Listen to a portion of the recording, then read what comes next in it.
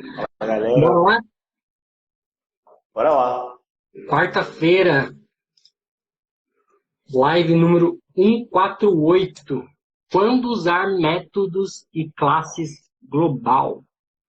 Na verdade, eu recebi essa pergunta de uma menina que trabalha comigo. Ela perguntou o que era o global. Qual a Obviamente, diferença, ela né? não é developer, mas ela perguntou, tipo, o que é esse método global que vocês tanto falam, né? E aí tem algumas particularidades quando a gente trabalha com Managed Package. E quando a gente trabalha numa org, então a ideia é trazer esse assunto aqui, trazer uma explicação para vocês do global e os problemas que a gente pode enfrentar. Isso aí. Então vamos lá. Vamos nessa. O que é uma assinatura de classe e método que está marcado como global? Certo, então, a gente tem alguns tipos de assinaturas, né? A gente vai falar disso mais pra frente, mas toda vez que você está criando um método ou uma classe, você tem que dar a assinatura, né? Especificar qual assinatura esse método ou classe vai ter para poder acessá-los. Então, isso tem totalmente a ver com como você vai acessar eles dentro de outras classes ou fora da sua aplicação, da sua org. E, enfim, entre estender uma classe ou chamar ela dentro de outro método, manipular os dados dessa classe, né, ou método. Então, sempre que a gente está criando um método, a gente vai colocar a assinatura, depois, normalmente, a gente coloca que ele é, então ele pode ser estático ou não, e normalmente se ele vai retornar alguma coisa, ou string, ou integer, ou lista, ou void, que é vazio, e aí o nome do método. Seguido dos parâmetros. Aí. É, o global, na verdade, ele é tecnicamente falando, é um access modifier, ou seja, é a forma como a sua classe ou seu método pode ser visto fora dele mesmo. Sabe? Qualquer um deles, então aqui a gente tem mais, mas vamos falar só de private Bom, e public e global, né? Mas para esses três, eles só fazem diferenças para fora da própria classe. Para uhum, dentro, na própria classe não tem diferença. Tá? Por quê? Porque a própria classe vai conseguir acessar um método que é privado, que seria o nível mais restrito. sim. Tá? Mas quando a gente tem um public, quer dizer que quem que tem uma instância, quem tem uma instância dessa classe vai poder ver os métodos públicos. E o Uhum. global, a mesma coisa. E por que então que a gente tem o global, já que é a mesma coisa do public? Né? Qual que é a Sim. diferença dos Então, dois? A diferença dos dois, ela se dá mais especificamente quando você precisa acessar a sua classe ou o seu método fora de um contexto onde ela está inserido. O que isso quer dizer? sim, fora da sua Se eu aplicação. tenho um código JavaScript que precisa chamar a minha classe diretamente, eu consigo fazer isso? Consegue, desde que ela seja global. Uhum. Mas o cenário em que é mais utilizado isso é quando a gente tem pacotes. Ou seja, em pacotes aqui não é pacote de deploy, tá? O É, pacote não é são funciona os certo, né? managed package que, em suma, são os aplicativos da App Exchange, tá? Vamos considerar assim. Uhum. Para um aplicativo da App Exchange, quando você cria um aplicativo da App Exchange, as classes que estão dentro dela, os objetos, eles estão protegidos. Né? Sim. Os objetos o usuário ainda consegue ver, modificar, mas algumas informações que estão dentro do seu pacote, elas só pertencem ao dono do pacote.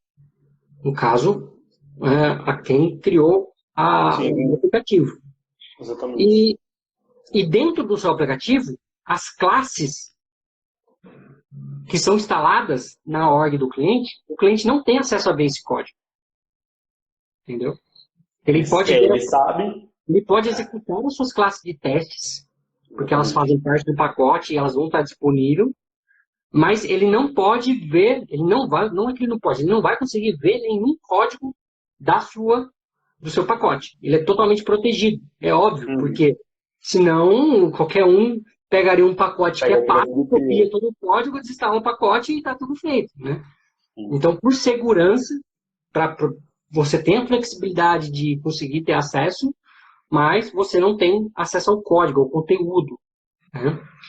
E como que eu faço para que uma classe da org do cliente tenha acesso a uma classe do meu pacote? Porque o pacote, ele é como se fosse uma mini org, vamos assim dizer. O pacote... Na verdade, exemplificando de um jeito que fique mais claro. Quando a gente coloca um pacote em uma org, é como se todas as classes desse pacote, todas as classes que estão lá sendo usadas ali dentro, ficassem como private para aquele pacote. Então, só quem está dentro do pacote consegue ver, e a gente não vai conseguir ver porque a gente está fora do pacote. Então, como o Fernando falou, se eu instalo um pacote na minha org Salesforce e consigo mexer nesse pacote, eu instalaria os aplicativos da App Exchange, pegaria o código, mudaria e deixaria da forma que eu quisesse, e já não seria um aplicativo da App Exchange, seria cópia de código. Seria um repositório. Exatamente. Então, continuando, dentro do pacote, ele é como se fosse uma mini org. Por que uma mini org? Por que eu estou querendo fazer essa analogia? Porque você tem limites de objetos que pertencem somente ao pacote. Você tem limites, no geral, que pertencem somente ao pacote. Ou seja, se você tem um pacote instalado e esse pacote precisa fazer em dado momento uma DML, uma query, isso não conta na sua org. Por mais que a sua org tenha iniciado esse processo desse pacote. Então, a sua org vai ter lá os limites dela. Vamos pegar aqui um limite de consulta, né, que é o mais fácil de exemplificar. A gente pode fazer 100 consultas SOQL num ciclo do Apex. Né? Vamos imaginar um clique de botão, chamou na minha classe, na minha org, e fez 99 consultas. E aí eu vou chamar um pedaço de código do pacote. Esse do pacote fez mais 99 consultas. Vai estourar o limite? Não, não vai. Porque o pacote tem os 100 limites dele e a sua org tem os 100 limites dele. Então, cada um tem o seu espaço. E não atrapalha um ou outro. Né? Eles não conflitam, vamos assim dizer. Então, voltando. Por que eu tenho o raio do global? O raio do global é para quando eu tenho alguma coisa no meu pacote, uma classe no meu pacote, que eu quero expor para o meu usuário que instalou o meu pacote, poder chamar essa classe. Exatamente. Então, vamos supor que eu tenho uma classe aqui que eu chame ela de calcular imposto. Né? O cliente instalou meu pacote de financeiro e eu tenho uma classe lá calcular imposto que recebe uma cotação. Por exemplo, recebe um ID de uma cotação. Eu posso fazer uma chamada aqui do Apex que vai conseguir consumir a minha classe global, porque ela está dentro do meu pacote, mas ela está visível. E para ela estar visível, ela tem que ser global. Tá? Falando ainda de modificadores, aí, eu teria, por exemplo, virtual, teria abstract, mas é que é uma outra pegada. Ninguém encontra com isso, tá? Mas um outro ponto interessante, interfaces. Quando a gente tem interfaces dentro de um pacote, ou dentro da nossa org, onde seja onde for, a interface ela é sempre global. Então, se você tem uma interface no pacote, alguém da org do cliente vai conseguir instanciar e fazer uso da sua interface sem problema nenhum. Agora, por que a interface ela é global? Porque a interface nada mais é do que um contrato, uma assinatura, falando, olha, você obrigatoriamente tem que ter um método chamado isso, que retorne isso, que receba isso por parâmetro. Ele não afeta código. Ele não gera nenhuma chamada. Ele não vai fazer nada por você, só para você implementar uma interface. Entendeu? Seria como se eu pegasse uma forma de bolo emprestada de alguém e falar, nossa, agora eu tenho um bolo. Não, você não tem um bolo, você só tem a forma.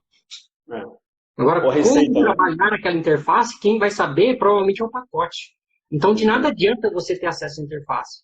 Então, por isso que elas são sempre globais e não vai afetar nada o fato dela ser global. Não te põe em risco de segurança, não te põe nada. Então, é uma explicação. Eu acho que fica o adendo também, já que a gente está falando que quando você está instalando um pacote, somente os métodos ou classes que tiverem em global você vai conseguir instanciar para dentro. É muito importante que quando você estiver construindo esse pacote, você saiba quais são esses métodos e classes. Porque se você colocar um método de forma errada, global, quando você instalar o pacote, a pessoa que instalou na hora vai ter acesso a isso, e aí pode acontecer de dar muito ruim, se ela instanciar uma classe que não era para ter sido instanciada. Então, normalmente, o que a gente faz é deixar o public, né? O public sempre padrão, e global a gente tem que pensar muito bem no que vai ser global dentro do pacote. Eu vejo muitos exemplos da Salesforce de código que são como global. E eu acho isso um erro, trabalhando hoje com Managed Package, eu acho isso um erro. E é o que o Arthur está falando. E para você entender o porquê que eu acho isso um erro.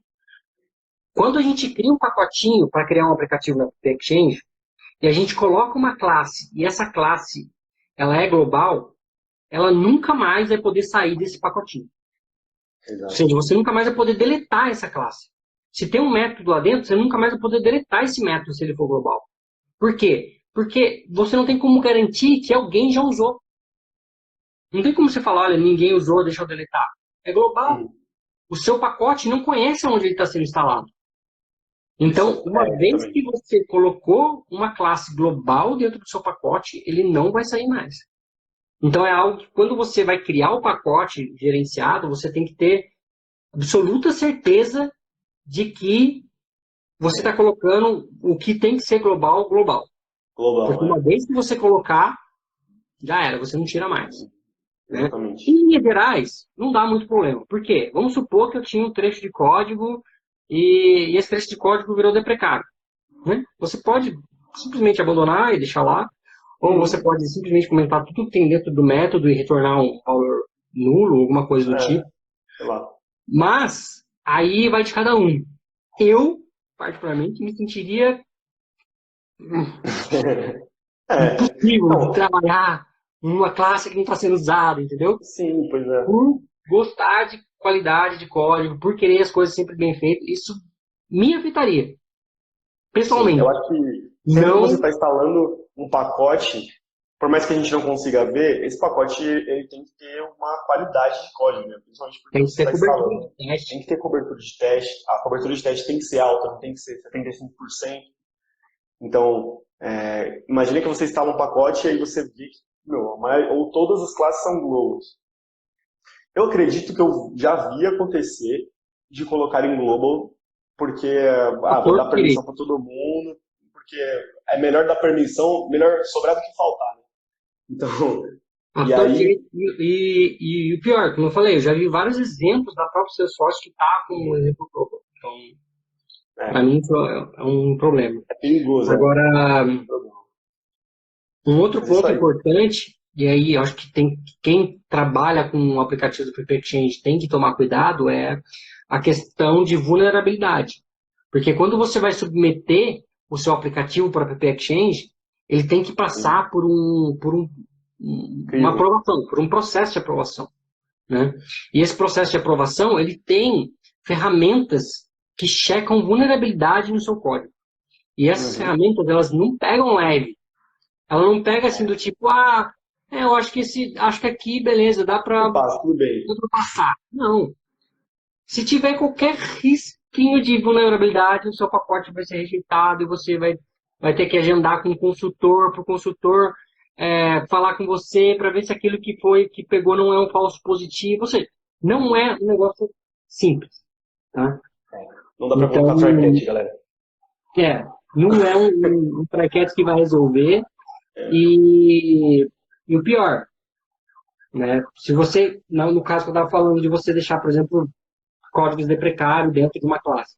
Esses códigos podem ser códigos que amanhã vão vir te dar sei lá, se o Salesforce implementa uma nova política de verificação ou começa a pesquisar por novos problemas de vulnerabilidade, e você tem um trecho de código lá que está abandonado, deprecário, você nem usa mais, e você tem um pacote rejeitado por conta disso. É dor de cabeça, né? O seu primeiro pacote, ele sempre, sempre, sempre vai ser verificado. Os demais podem ou não ser, aí vai aleatório. Mas o primeiro sempre vai ter que passar por um Eles crivo. podem ou não, ou podem rigorosamente ou não rigorosamente. Exato. Então, Mas, enfim, não tem um padrão de como a coisa vai seguir. isso aí. A gente tem umas perguntas aqui. Deixa eu ver agora aqui. Deixa eu ver aqui. Gaspar, pena que eu não estou no trabalho, Pena que estou no trabalho, não vou poder acompanhar. Pô, cara, vai ficar aí 24 horas essa live, e se você não conseguir aqui, a gente está postando no YouTube as lives. Tem um delay, né? E no podcast também. Tem um delay, mas tem algumas lá já. Mais de 80. O delay hoje tá um delay. Para quem assiste no YouTube ou para quem escuta no podcast, o delay hoje está de mais ou menos uns 3 meses. A gente está tentando diminuir isso. A gente já tem bastante vídeos editados e a gente começou a distribuir um por dia.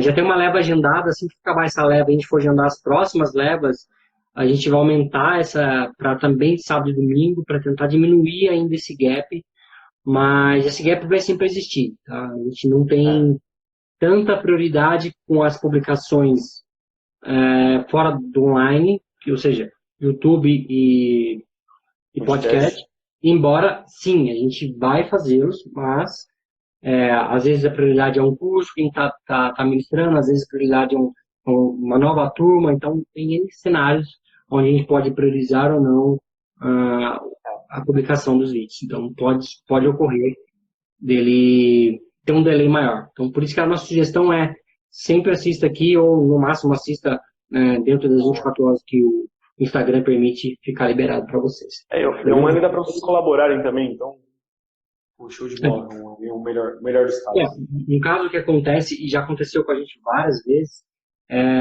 ou a gente, sei lá, esquecer de baixar, e agora, graças a Deus, não acontece mais, mas o que já aconteceu foi do próprio Instagram corromper um vídeo. O próprio Instagram corrompeu uma live nossa. E aí, eu não conseguia pegar o vídeo porque estava corrompido. Então, quem assistiu, quem não assistiu, acabou, quem não vai conseguir assistir depois. Porque a gente teve vários cenários de lives corrompidas. Teve live que eu não baixei na hora e depois, quando fui baixar, o Instagram tinha simplesmente deletado a minha live. Então, pode acontecer cenários e cenários. A gente não consegue não tem como prever. Então, por isso que a gente pede sempre para que vocês estejam aqui assistindo ou, no máximo, assistam entre as próximas 24 horas. Bom, o Guilherme falou aqui, você diz que acesso por JavaScript a uma classe do Apex, a classe tem que ser global, falando da analogia que você fez. Cara, isso é quando você marca ela como um web service.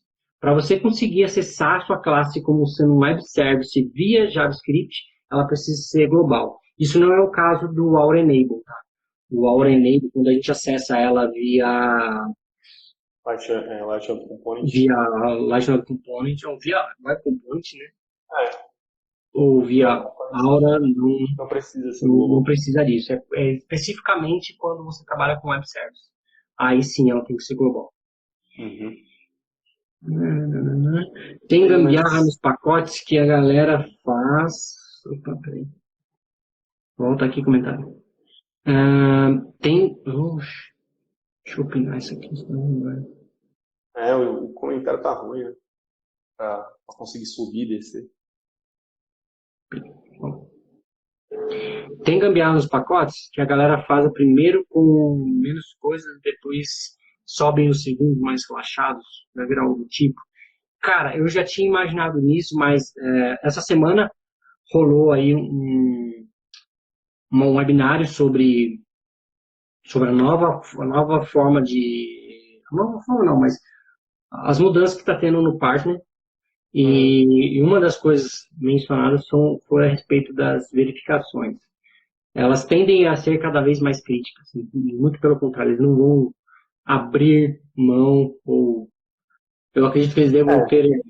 Eu acho que é igual... Eles devem fazer parecido com o que a Apple faz.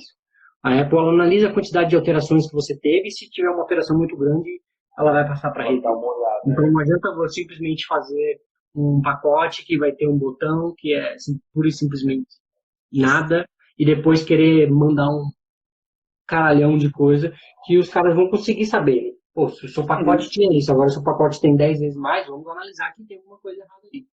Então, acho que, por mais que a gente queira dar um desperto, eu acho que não vai surtir esse efeito. Agora nos pacotes gerenciáveis, eu não sei, eu acho que já fica mais livre, né, de fazer isso. Não sei se tem, mas eu não acho difícil. Você diz quando... Quando você está instalando o pacote mesmo não sei se é no App Exchange. Não, mas aí não tem verificação nenhuma. Não tem verificação nenhuma. É só quando você submete para o Exchange. E aí, seja ele pago ou seja ele gratuito, tá? Não difere. Não difere se o seu aplicativo é pago ou gratuito, ele vai ter que passar por review. Eles indicam 3 ferramentas para fazer verificação do seu código. Algumas são pagas, uma é da própria Salesforce e a outra é gratuita, mas é bem complexa de usar. Mas eles recomendam você usar as 3, para vocês terem uma ideia. Porque pode ser que uma pegue um falso positivo, então outra não pegue. Então, nem submeter um aplicativo no App Exchange não é algo muito simples. Mas é isso, pessoal. Isso aí. Espero que tenha clareado um pouco para vocês, se alguém ainda tinha essa dúvida aí. E a gente se vê amanhã, às 9h41. Obrigado, tchau, tchau. Falou, galera. Abraço.